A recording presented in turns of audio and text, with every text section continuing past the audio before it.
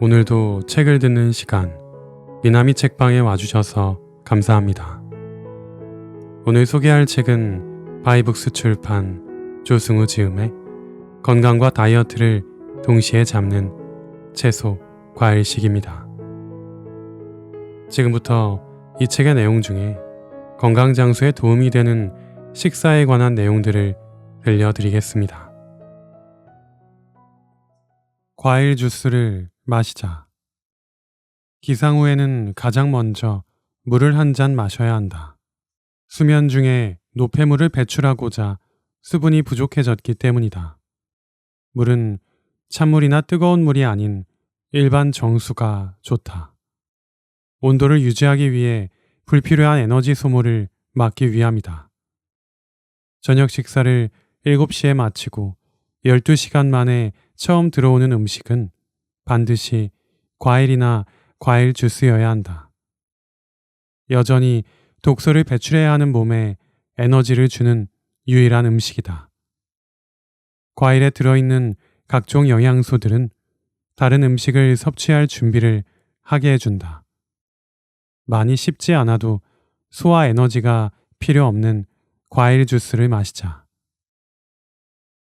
과일 주스는 먹기 편하며 영양소가 풍부하다. 당뇨약을 평생 먹어야 하는 줄 알다가 식단 관리를 통해 개선하고자 하는 상담자가 왔다. 과일이 당뇨 조절에 도움이 된다는 인식에 전하는 한 상태였다. 치아와 잇몸 상태가 좋지 않아서 현미를 씹는데도 불편함을 느꼈다. 과일 주스를 권했다. 모든 가공식품과 동물성 식품을 제한하고 과일 주스와 채소로만 2주를 보냈다. 2주 후 당 수치가 약 없이도 유지가 됐다. 4주 차에 혈액 검사 결과 당화 혈색소도 정상으로 돌아왔다.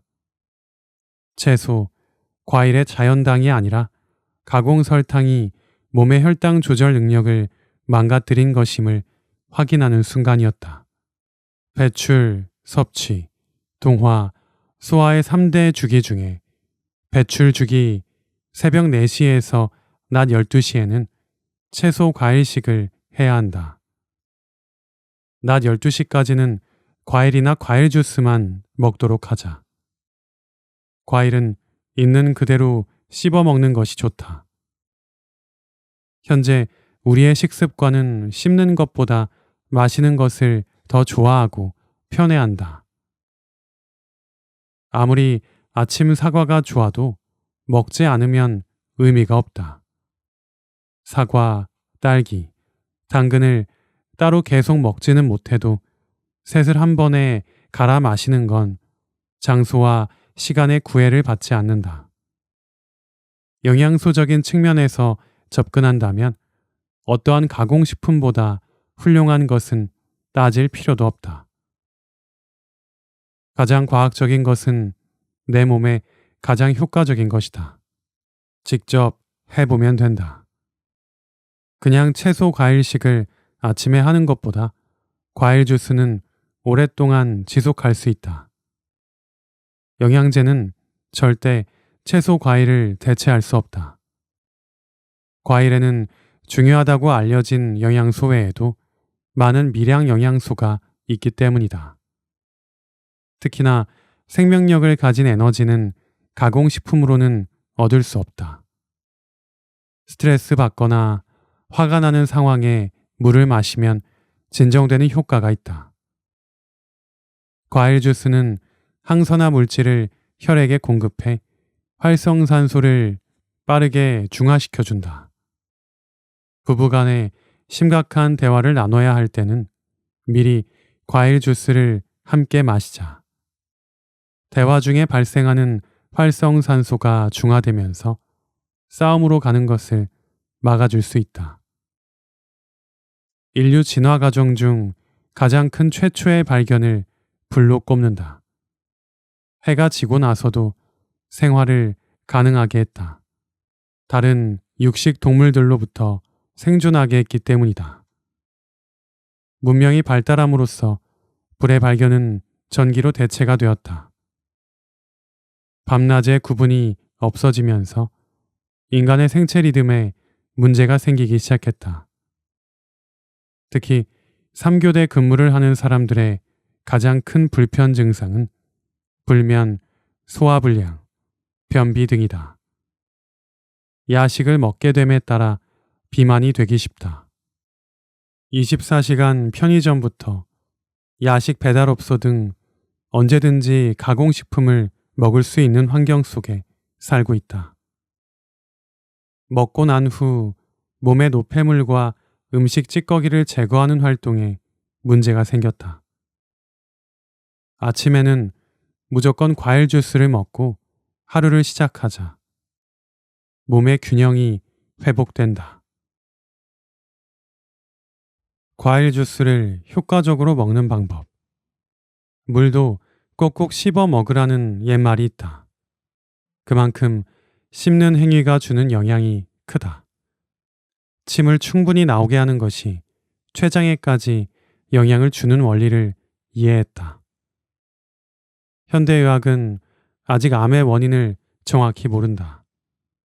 인체의 작동 원리를 생각해 보면 상식적으로 원인은 나온다. 자연의 법칙을 따르지 않고 오랜 시간 동안 일을 너무 많이 시켜서다. 사람의 어금니가 32개 중에 20개나 되는 것은 씹고 갈아서 음식을 먹으라는 뜻이다. 과일 주스도 꼭꼭 씹어 먹어주면서 침과 섞이게 해주면 가장 좋다. 벌컥벌컥 마시지 말고 한 모금씩 살아있는 에너지를 느끼며 먹자. 바로 채소 과일식으로 바꿀 수 없다면 일주일의 격일로 3에서 4일부터 시작해보자. 채소 과일식으로 낮 12시까지 보낸 날 몸이 더 가벼워짐을 느낄 것이다. 밥을 먹어야 힘이 나고 든든한 느낌은 소화시키는데 에너지가 많이 사용되는 것이란 걸 알게 된다. 과일 주스는 아무리 많이 먹어도 괜찮다. 내 몸이 원하는 대로 얼마든지 먹어도 좋다. 실제로 한 번에 500ml 이상 마시기 쉽지 않다. 배출 주기를 가장 효율적으로 보내면서 몸은 놀라울 만큼 에너지가 넘치기 시작한다. 섭취와 동화주기 과정도 에너지 낭비를 하지 않고 이뤄진다. 주스를 만들어 먹을 때 알면 흡수에 더 좋은 것도 있다. 당근의 경우는 베타카로틴이라는 성분이 많이 포함되어 있다. 수용성, 즉 물에 잘 녹는 성분이 아니라서 흡수가 잘 안 된다. 당근 자체로만 주스를 만들지 말고 사과나 딸기와 함께 주스를 만들어주면 좋다. 토마토도 마찬가지다. 주스를 만들 때는 설탕이나 다른 어떠한 첨가제도 넣어서는 안 된다. 과일 주스는 절대 가공되어 판매하는 것을 사서 먹으면 안 된다. 열로 살균 처리가 되어 영양소와 생명력이 이미 사라져 있다. 살아있는 과일은 절대 인간의 몸을 해하지 않는다. 사과는 껍질째 먹는 것이 좋다. 주스를 만들 때도 껍질째 넣어야 한다. 농약 부분이 염려될 것이다. 대부분의 농약은 사용 후 2주 내에 자연적으로 분해된다. 잔류 농약도 세척 과정에서 물에 씻겨 사라진다. 식초나 소금물에 세척할 때와 물에 그냥 했을 때 차이가 거의 없다.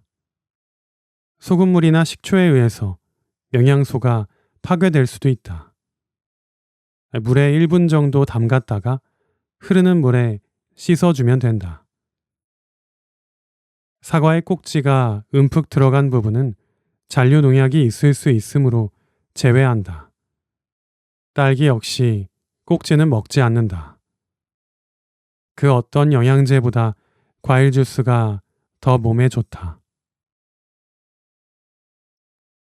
과일 주스를 시작할 때 알아야 할 사항. 과일이나 과일 주스를 먹기 시작하면서 속이 더부룩하게 느껴질 수 있다. 위장에 남아있는 노폐물들이 청소되고 있는 증상이다. 독소들이 완전히 제거되고 나면 더부룩함도 사라진다. 일주일 정도 걸리는 시간을 단축시키고자 할 때는 채소와 함께 먹으면 된다. 독소들로 인해 과일이 발효되는 것을 완화시켜줘서 속이 한결 편하다. 설사의 경우도 몸이 좋아지면서 나타나는 호전 반응, 명현 반응으로 이해하면 된다. 수분 함량이 많은 진짜 음식들만 계속 들어오면 위장이 청소되는 것은 당연하다. 오랫동안 남아있는 숙변이 제거되는 좋은 증상으로 보통 이틀 내에 멈추니 걱정하지 않아도 된다. 사과나 사과 주스를 먹고 속이 너무 쓰리거나 배에 가스가 차는 경우도 있다. 이럴 때는 바나나로 대체해서 위 점막이 회복된 후에 사과를 먹기 시작하면 된다. 보통 일주일 정도면 위장 기능이 회복되어 사과를 먹어도 불편함이 없게 된다. 토마토의 경우는 알러지가 있으면 다른 과일로 대체해서 먹는다. 가공된 오렌지 주스가 산성이지 살아있는 오렌지는 몸을 산성화하지 않는다. 이것을 구별해야 한다. 각종 가공 음료수보다 살아있는 과일 주스가 몸에 부작용이 없다는 것은 당연하다. 더 이상 과일에 대한 두려움을 갖지 말자. 과일 주스를 마실 때는 최소 30분에서 1시간 뒤에 다른 음식을 먹자. 더욱 효과적으로 몸을 회복시키는 방법이다. 속이 거북하고 더부룩한 것은 사과 자체의 문제가 아니다. 사과를 오랫동안 식후에 먹어오면서 생긴 결과로 이해해야 한다. 각종 가공식품의 화학 첨가물 섭취에 대한 연구는 이루어지지 않은 채 단순히 산성 과일은 공복에 조심해야 한다는 말만 하는 것이다. 오렌지, 자몽, 파인애플 같은 과일도 실제로 몸에 들어가면 알칼리성이 된다. 산성을 중화시키는 역할을 하지 과일은 절대 몸을 산성화시키지 않는다. 그랬다면 호모사피엔스는 멸종했다. 어떤 종류의 과일이나 과일 주스를 먹을지에 대한 기준은 딱 하나다. 살아있는, 신선한 자연 그대로의 상태면 된다. 현재 내 몸에 독소가 많이 쌓여 있는 경우에는 약간의 두통과 두드러기가 생길 수 있다. 독소 청소를 하면서 생기는 현상이므로 별도로 약을 먹지 않아도 된다. 림프 시스템이 자가 치유하는 과정 중에는 부종과 가려움이 동반된다는 것을 미리 인지하자. 설사는 몸이 독소를 배출하는 자연스러운 증상이다. 수분 함량이 많은 과일 주스로 탈수는 걱정하지 않아도 된다. 순간의 불편함에 놀라서 멈추지 말아달라는 부탁이다. 과일이 맞지 않는 체질은 없다. 가공식품에 길들여져 오염된 몸이 정화되는 과정을 며칠만 참고 넘기면 된다. 인내해주면 몸은 건강을 회복하는 것으로 보답한다. 밤사이 영양분을 흡수하고 회복과 노폐물 배출을 하며 아침을 맞이한다.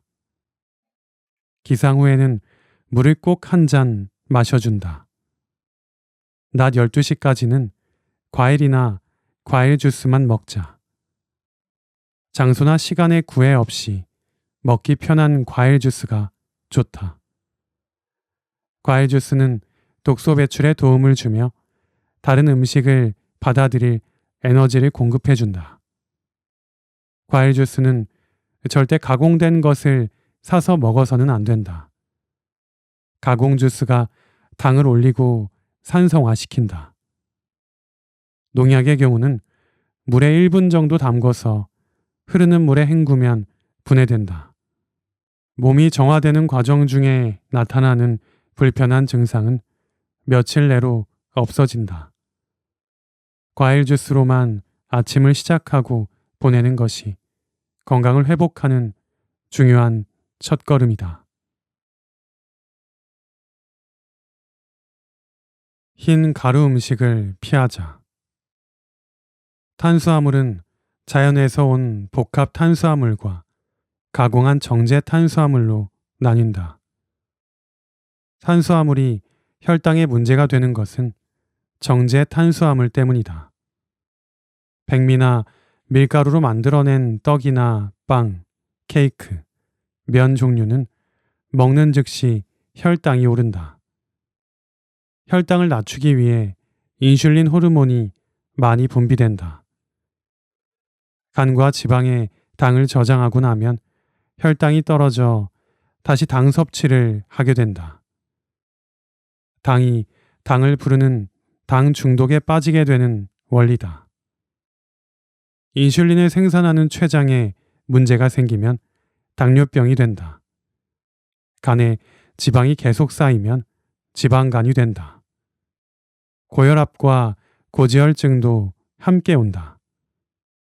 비만과 질병을 예방하기 위해서는 복합 탄수화물인 현미, 통미를 먹자. 백미와 현미에 대해 알아야 한다. 현재 우리가 주식으로 하는 밥은 흰쌀, 즉 백미다. 현미는 벼의 두 겹의 껍질 중에 겉껍질인 왕겨만 벗긴 것이다. 속껍질은 결하고 부르며 왕겨보다 부드럽다. 백미는 겉껍질과 속껍질 모두 벗겨 부드럽다. 오랜 시간 현미 형태의 쌀을 먹어오다 도전 기술이 발달하면서 지금의 백미를 먹게 된 것이다. 현미는 거칠고 단단해서 여러 번 씹어 먹어야 하기 때문에 한 번에 많이 먹을 수가 없다. 영양분 함량은 백미가 현미의 5%에 불과하다. 백미가 제거한 쌀겨에는 영양분의 29%, 쌀눈에는 66%가 들어있다. 현미는 백미보다 미네랄과 지방 성분이 많아서 다양한 맛과 고소한 맛이 나는 특징이 있다. 현미는 단백질과 지방산, 비타민 B군 영양소가 들어있다. 현미를 먹으면 영양제를 따로 먹을 필요가 없는 이유다. 식이섬유도 풍부해서 변비와 비만 예방에도 좋다. 바라현미는 말 그대로 싹이 나온 상태다. 현미는 쌀 눈이 있어서 땅에 심거나 물을 주면 싹을 틔우는 살아있는 상태다. 백미는 그대로 썩는다. 죽은 쌀이다. 백미는 대부분이 탄수화물로 구성되어 당뇨 환자들은 반드시 현미를 먹어야 한다. 부드러워 덜 씹고 삼키기 편한 백미를 선택한 결과 일본에서는 각기병이라는 비타민 B 영양결핍으로 많은 인구가 사망한 시기도 있었다. 현미를 이해하기 위해서는 식이섬유에 대해 알 필요가 있다. 식물의 세포벽 성분을 지칭하는 것으로 사람의 소화효소로는 분해가 안 된다. 변비에 식이섬유를 많이 먹으라는 이유다. 물에 녹는 종류에 따라 수용성과 불용성 식이섬유로 나눈다. 수용성에는 과일과 해조류가 해당된다. 포만감을 주고 혈당과 콜레스테롤 조절에 도움을 준다. 불용성에는 현미, 보리, 통밀, 귀리 등 곡물류가 해당된다. 물을 흡수하면 크게 팽창하며 장 연동 운동을 촉진한다. 독소 배출에 큰 역할을 하는 중요한 물질이다. 공복이나 식전에 과일을 먹고 식사 때 미역, 다시마, 김 등의 해조류를 현미, 잡곡밥과 먹으면 좋다. 채소 과일식과 현미식을 함께하면 식이섬유로 인해 포만감이 커진다. 식사량이 줄어들면서 지방이 감소하게 되어 몸무게 감량이 되는 것이다. 불용성 식이섬유를 제거한 정제 탄수화물을 먹으면서 장에도 문제가 생기기 시작했다. 밀가루 반죽은 끈적거리며 손에 달라붙는다. 장에서도 똑같이 작용해 오랜 시간 방치하면 용종이 된다. 현미만 먹기가 어려우면 통곡식인 보리나 귀리를 섞어 먹어도 좋다. 특히 콩과 조, 수수 등을 쌀과 함께 먹으면 단백질 섭취를 완전하게 할 수 있다. 단백질의 기본 구성 단위인 아미노산이 모두 포함되어 있기 때문이다. 잡곡밥을 먹으면 체내에서 형성되지 않는 필수 아미노산 9가지를 음식으로 섭취할 수 있다. 밀가루에 대해 알고 먹어야 한다. 우리가 가장 많이 즐겨 먹는 음식의 원료는 밀가루다. 빵부터 국수, 라면, 자장면 등 각종 면 음식의 핵심 재료다. 밀을 갈아서 만든 것이 밀가루다. 밀가루는 탄수화물 92%, 단백질 8%로 이루어져 있다. 혈당을 급격하게 올리고 복부 지방으로 저장이 잘 된다. 당 중독을 일으켜서 폭식하게 되는 주요 범인이다. 밀가루 자체는 당 지수가 55이지만 가공되면서 높아진다. 빵은 보통 90 이상이며 라면은 73이다. 통밀가루로 만든 빵은 50이다. 통밀을 먹어야 하는 가장 큰 이유는 비만과 당뇨를 예방하기 위해서다. 흰 밀가루는 글루텐 함량에 따라 강력분, 중력분, 박력 소맥분 3가지 종류로 나뉜다. 글루텐은 밀을 물과 섞을 때 밀의 주요 단백질끼리 결합하여 생기는 새로운 단백질이다. 음식 메뉴판에 글루텐 프리가 적혀 있는 경우가 있다. 글루텐 프리 빵도 있다. 글루텐은 밀이나 보리 등 곡류에 있는 물에 녹지 않는 불용성 단백질이다. 빵의 식감을 높이기 위해서 밀가루 음식에는 글루텐이 다 들어간다. 글루텐 가공 단백질이 몸에 나쁜 영향을 끼치는 것이 확인되었다. 글루텐 불내증이라고 한다. 소화불량, 복통, 복부팽만, 설사, 변비 등 소화기능 장애를 가져온다. 아토피의 원인으로도 밝혀지고 있다. 밀가루는 지방 저장량을 높여 비알코올성 지방간을 유발한다. 술을 안 마셔도 지방간이 생기는 이유다. 글루텐은 분해될 때 마약 성분으로 변해 중독을 가져온다. 밀가루 음식을 먹어도 질리지 않는 이유다. 통밀로 만든 밀가루 음식을 먹는 게 중요하다. 빵을 먹을 땐 통밀빵이나 글루텐 프리 빵을 먹도록 하자. 밀가루 음식이 먹고 싶을 때는 메밀로 만든 식품으로 대체하자. 가공된 제품에서 글루텐 프리 100%를 기대하기는 어렵기 때문에 마음껏 먹어서는 안 된다. 건강을 회복하기 위해서는 밀 대신 통밀을 먹어야 한다. 통밀은 수입이 아닌 유기농으로 재배하는 우리밀을 이용하자. 수입밀은 유통 과정의 벌레 문제를 위해 농약을 뿌린다. 문제는 가공식품이나 식당에서의 밀은 대부분 수입밀을 사용한다. 밀가루 제품에서 GMO, 유전자 변형 식품이 아니라는 문구를 쉽게 볼 수 있다. 현재 GMO 제품은 공식적으로는 제품 판매나 수입이 불가능한 상태다. 문제는 실제로 유통되고 있고 얼마나 되는지조차 알 수 없는 상태다. 밀가루 음식은 되도록 안 먹는 게 좋다.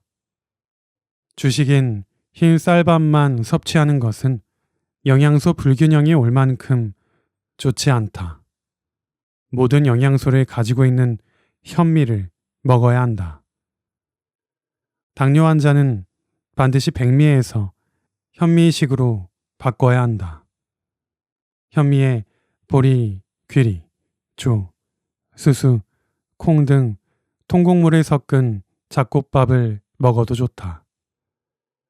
밀가루는 탄수화물 함량이 높아 혈당을 올리고 비만을 가져온다.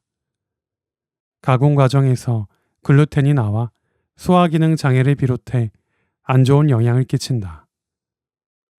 수입밀이 아닌 우리 밀을 먹어야 농약과 GMO로부터 자유롭다. 백미는 반드시 잡곡을 섞어 먹고 밀가루는 가급적 먹지 않는 게 건강에 좋다. 고기를 먹을 것인가 말 것인가. 인간은 언제부터 고기를 많이 먹기 시작했을까? 인간의 오랜 역사가 담긴 성경을 보면 여기에 관련된 구절이 있다. 육식의 시작은 노아의 방주로 많이 알려진 대홍수가 지구를 덮친 후로 기록되어 있다. 식물만을 섭취하던 인간이 홍수로 인해 식물이 다 사라지게 되어서 수확하기까지 먹을 식물이 없어진 것이다. 노아의 방주에 태운 초식 동물들을 먹으면서 육식이 시작되었다고 기록되어 있다. 재미있는 사실은 대홍수 이전에 인간의 평균 수명은 900세가 넘었는데 육식을 시작한 이후로는 100세로 급격히 줄었다는 점이다. 인간의 이는 200개의 어금니와 4개의 송곳니로 구성되어 있다. 동양인이든 서양인이든 똑같다. 찌는 것보다 갈아 씹어 먹는데 적합하도록 발달한 치아 구조는 육식이 아닌 과일과 야채, 곡물 위주의 식사를 해왔다는 것을 증명한다. 생리학적으로 그리고 해부학적으로 육식동물과 비교해봐도 금방 알 수 있다. 인간의 알칼리성 침에는 탄수화물을 분해하는 아밀라아제 효소 외에도 푸티알린이라는 성분이 들어있다. 육식동물의 단백질 소화에 사용되는 강한 산성인 침에는 없는 성분이다. 소화기관을 살펴보면 육식동물의 위는 인간보다 11배나 많은 염산이 나온다. 장의 길이는 부패하는 단백질을 빨리 내보내기 위해서 훨씬 짧다. 인간의 장 길이는 몸통 길이의 12배에 달해서 오랜 시간 동안 저장하면서 충분히 영양분을 흡수하는 구조다. 간의 기능 역시 고기 섭취 때 나오는 요산 성분을 육식동물은 분해할 수 있다. 인간은 요산을 분해할 효소가 없다. 고기를 많이 먹으면 생기는 통풍이라는 질병은 요산 수치가 높기 때문에 생기는 것이다. 외관적인 면에서 보면 인간의 손은 과일, 채소를 먹게 진화되었지 고기를 찢는 것에는 적합하지 않다. 신체적 특징뿐만 아니라 본능적인 면을 살펴봐도 인간이 육식동물이 아님은 알 수 있다. 우리가 배가 고플 때 사과와 돼지 중에서 어떤 것을 먹는가? 사과 대신 돼지를 잡아먹기 위한 궁리를 먼저 하진 않는다. 햄버거 광고에서 좋은 소고기를 쓴다는 것을 강조하기 위해 목장에서 평화롭게 풀을 뜯어먹는 소들을 보여준다. 패스트푸드가 아닌 슬로우 푸드라는 콘셉트이다. 이것이 얼마나 폭력적인지 생각해 봐야 한다. 자연의 법칙을 거슬러 축산업계, 낙농업계, 식품회사 등이 만든 가공육과 같은 자연에 없는 식품을 먹으면서 인간은 여기저기 아프기 시작했다. 고기는 정말 반드시 먹어야만 하는 걸까? TV 드라마에서 자주 등장하는 회식 장면은 고깃집이다. 팀장님이 법인카드를 흔들며 오늘은 한우 먹는다 라는 말에 모두 환호성을 내지르는 장면은 익숙하다. 아이들 역시 꽃등심이 먹고 싶다라고 부모에게 말한다. 미디어에 노출되는 것들이 우리의 무의식을 사로잡고 있다. 한번 상상해 보시라. 회식이나 단체 식사를 할 때 과일, 채소를 무한대로 먹을 수 있는 쌈밥집에서 한다고 말이다. 상상만으로도 어색하게 느껴질 것이다. 누군가의 주머니를 불려주기 위해 우리도 모른 채 돈을 사용해 오고 있다. 그것도 우리의 건강을 망치면서 말이다. 우리나라는 전쟁을 겪고 불과 50여 년 만에 선진국으로 발돋움하기까지 어려운 시기가 분명히 있었다.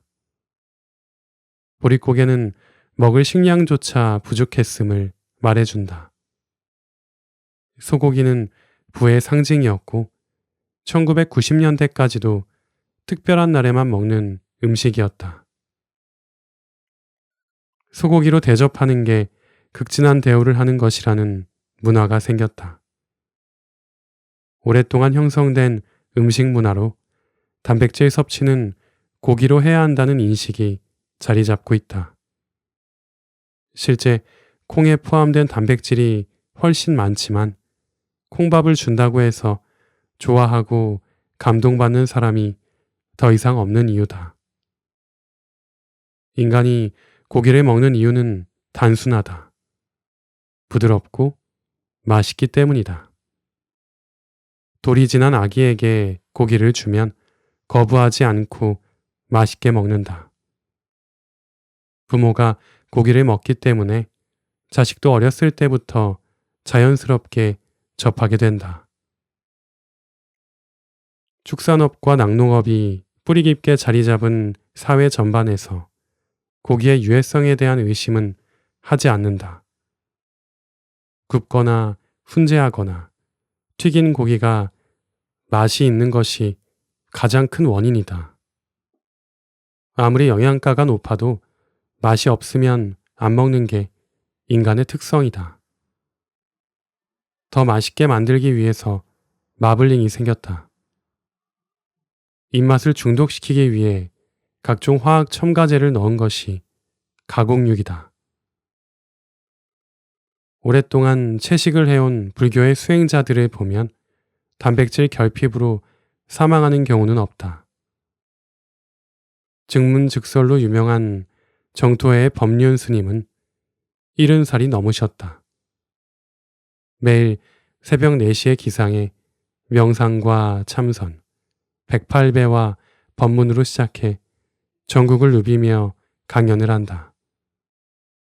어떤 날은 108배, 300배, 600배를 하기도 한다.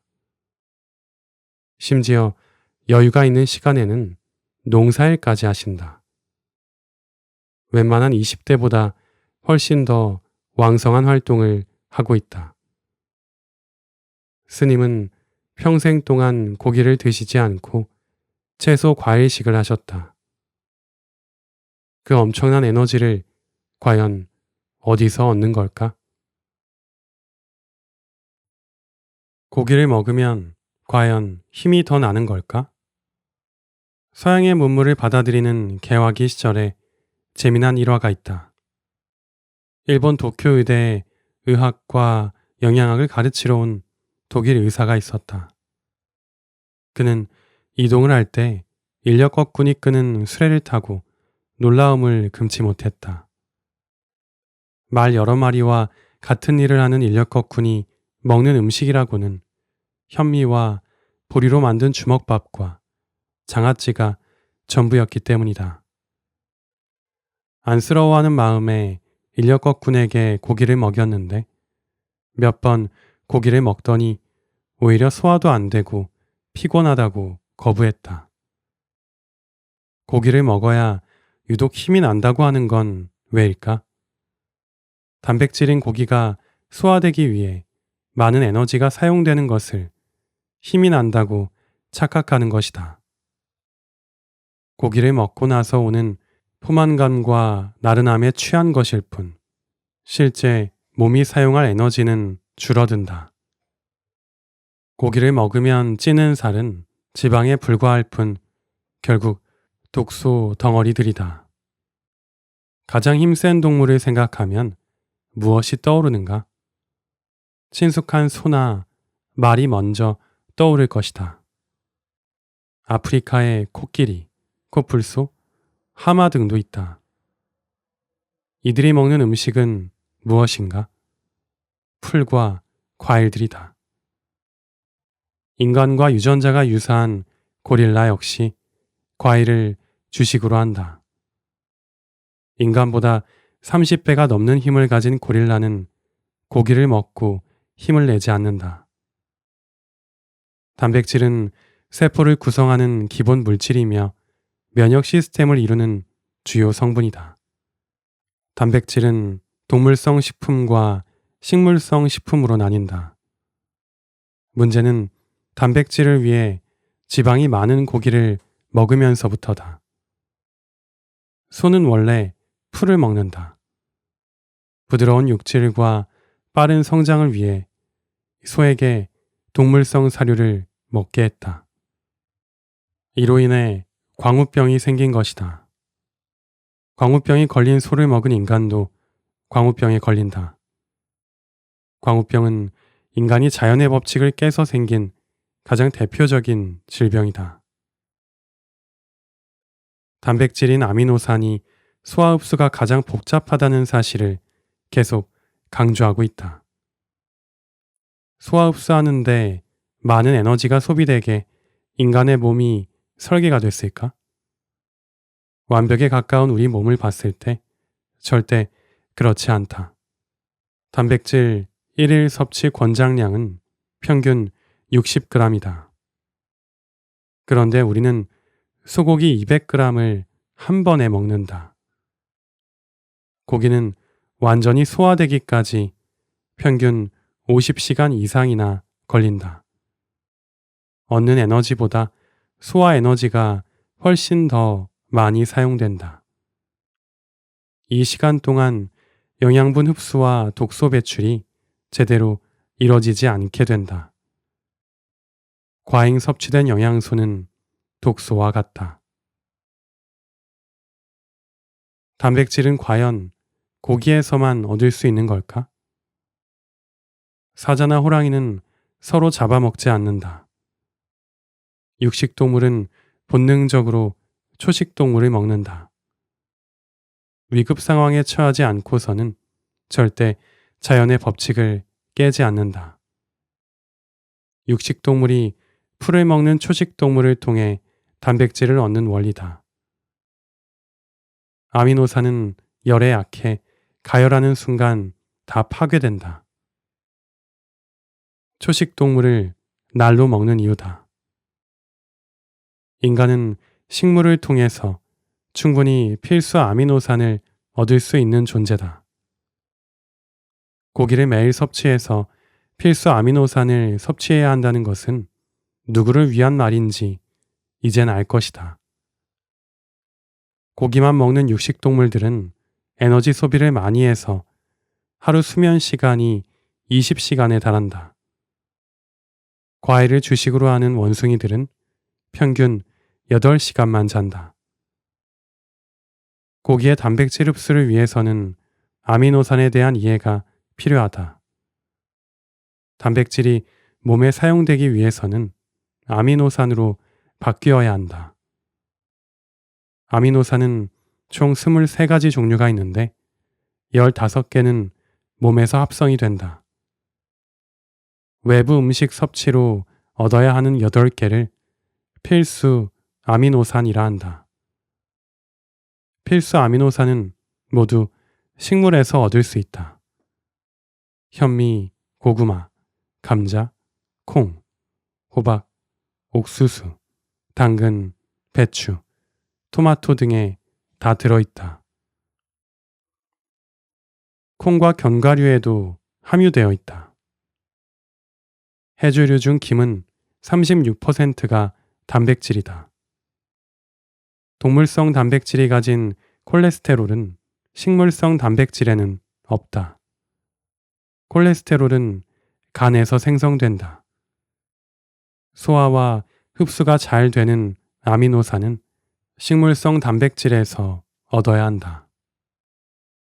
한우하면 꽃등심, 꽃등심 하면 마블링을 떠올리던 시절이 있었다. 붉은 고기 사이사이 하얀색의 지방이 마블링이다. 지금은 마블링이 지방 덩어리에 불과해서 건강에 좋지 않아 지방이 없는 안심을 선호한다. 꽃등심의 마블링은 절대 자연적으로 생긴 부위가 아니다. 부드럽게 만들고자 근육량을 줄이기 위해서 소를 못 움직이게 가둬놓고 키워낸 결과다.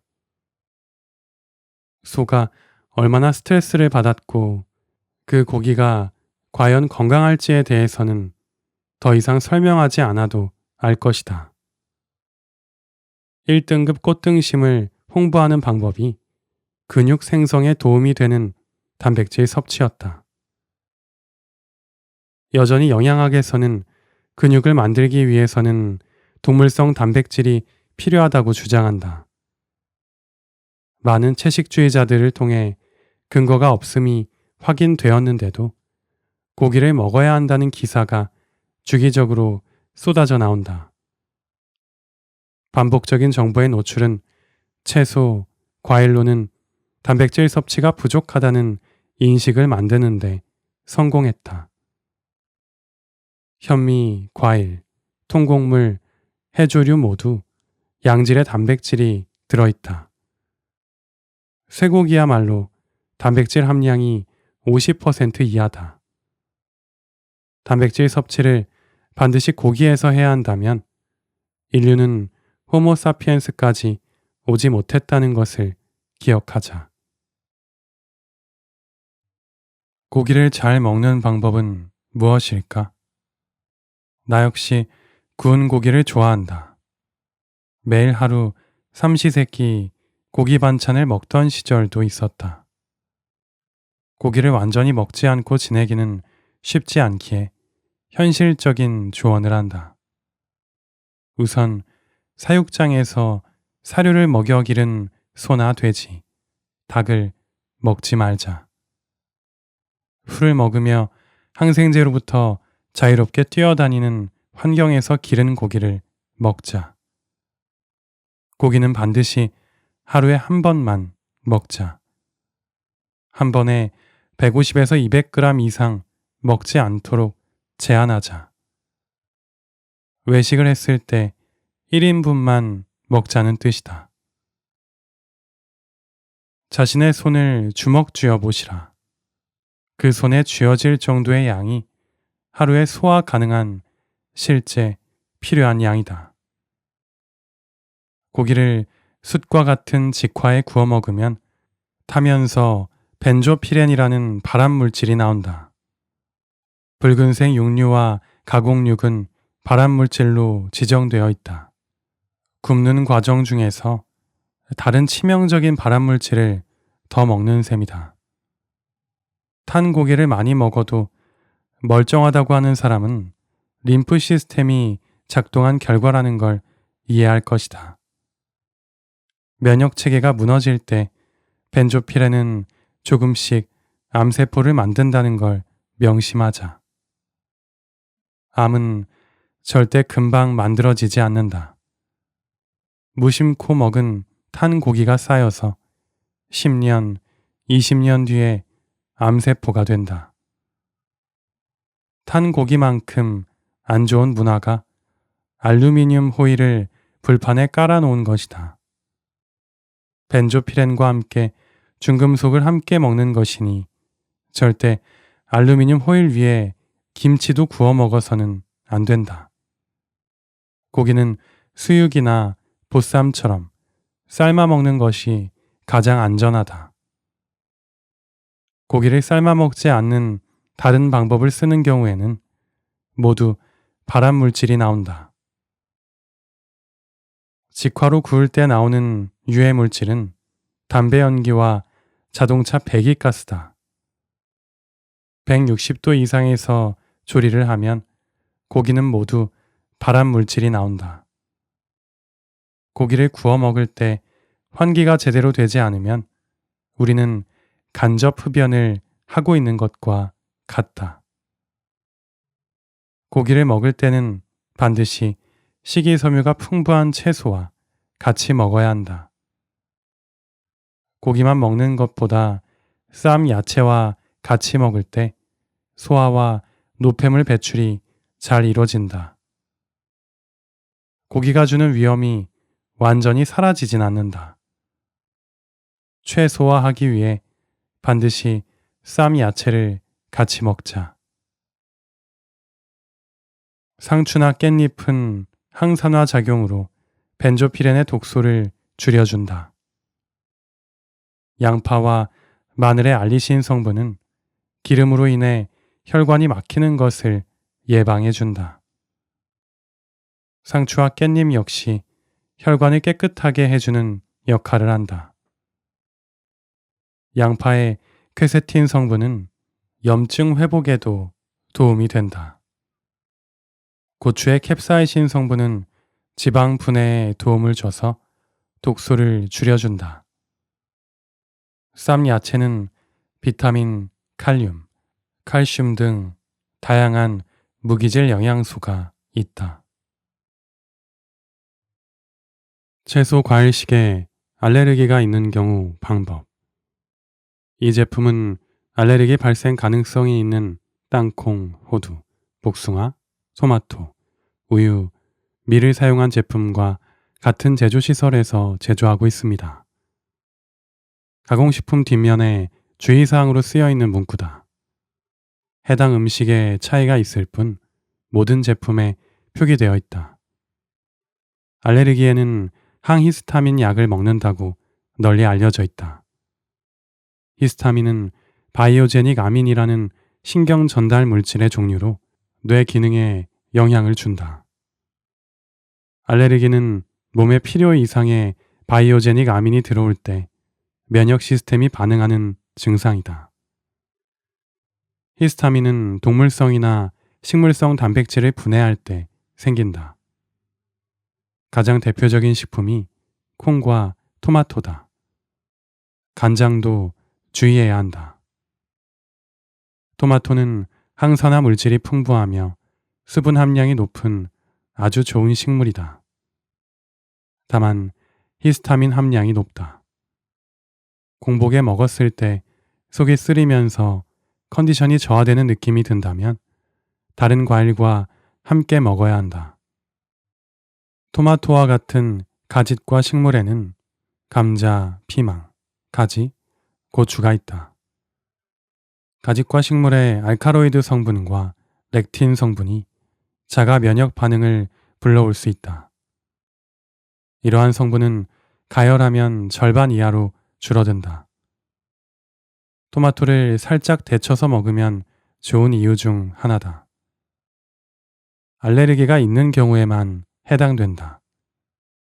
어떤 과일이든 가열하지 않은 게 가장 좋은 것은 변함없다.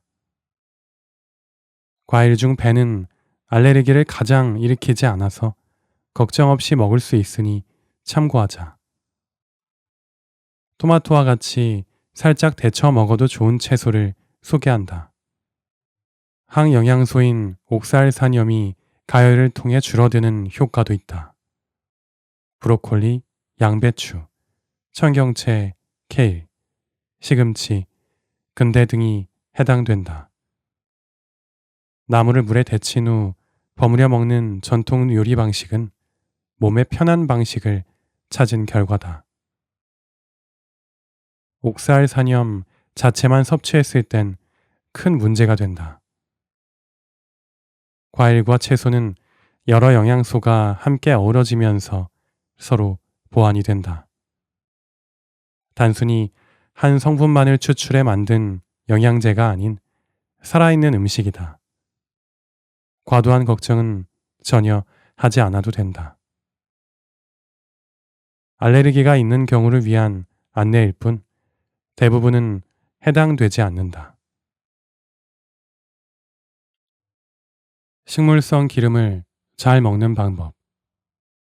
우리가 평소 자주 먹는 식물성 기름은 다가불포화 지방이다. 지방도 단백질과 같이 동물성 지방과 식물성 지방으로 나눌 수 있다.